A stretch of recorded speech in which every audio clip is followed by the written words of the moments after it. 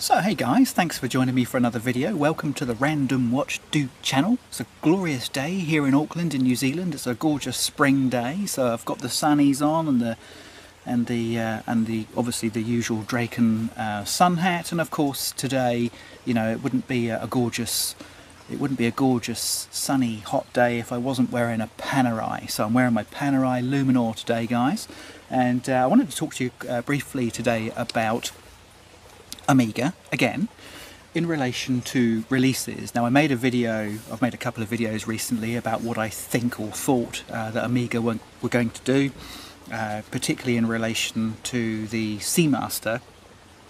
And today I want to talk to you about a watch that I've just found on their website.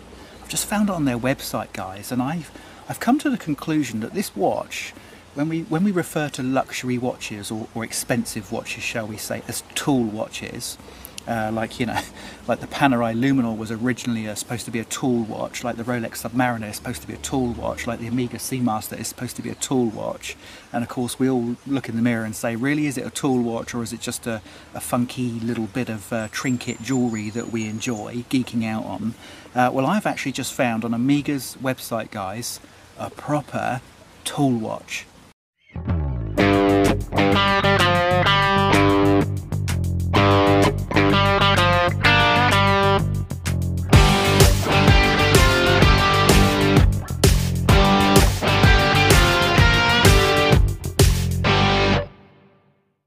So what is this tool watch that you speak of, Mark? This Omega tool watch, the tool watch that rules them all? Well, I genuinely think it is, guys. I'll put a picture of it up here. It's just appeared to me anyway on Omega's website, and it's a watch that's been released to coincide with the 37th America's Cup, which is a sailing regatta which is being held in Barcelona. Omega are the official timekeeper for that competition, and therefore, of course, to celebrate that, they're releasing lots of new watches. They've released a gorgeous looking Seamaster and a Planet Ocean, and they've also recently released this proper tool watch.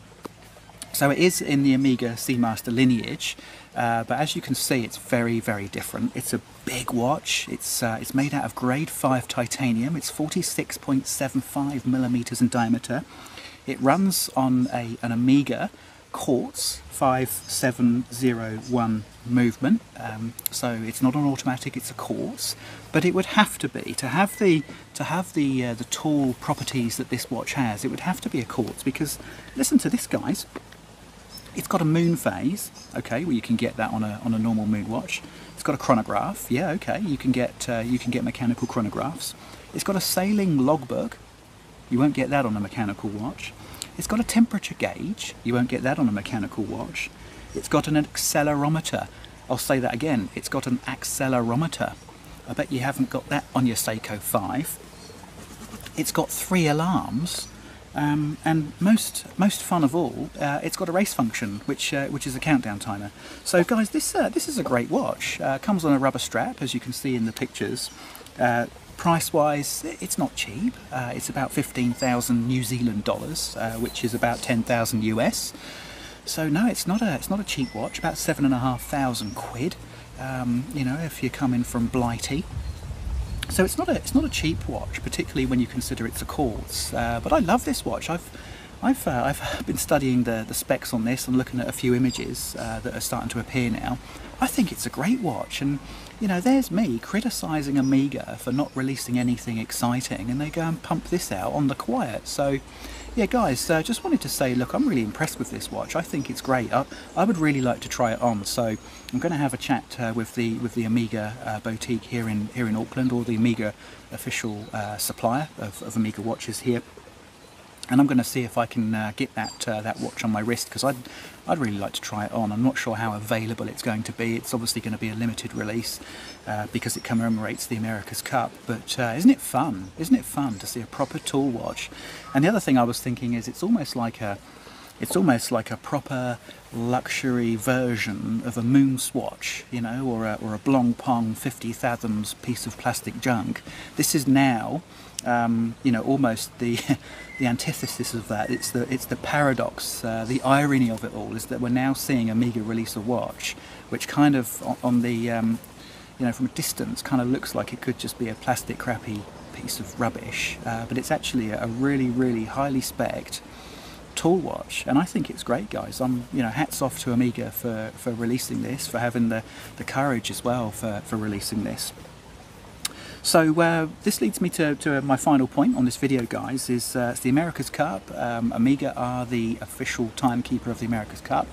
They've been dropping cheeky little images of watches that they haven't released yet on the americascup.com website. You'll see it up in the top right hand corner. Right now they've got a picture of the watch that they've already released, which is an America's Cup Seamaster, although last week they had an image of the black Seamaster, which we're all expecting to see, which we've seen on Daniel Craig's wrist recently. That's now off of the website. It was on there last week, it's gone now.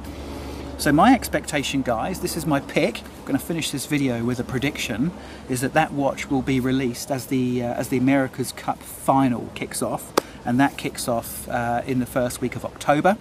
And my prediction is that you will see that black watch released on or around the first week of October, so not long to go.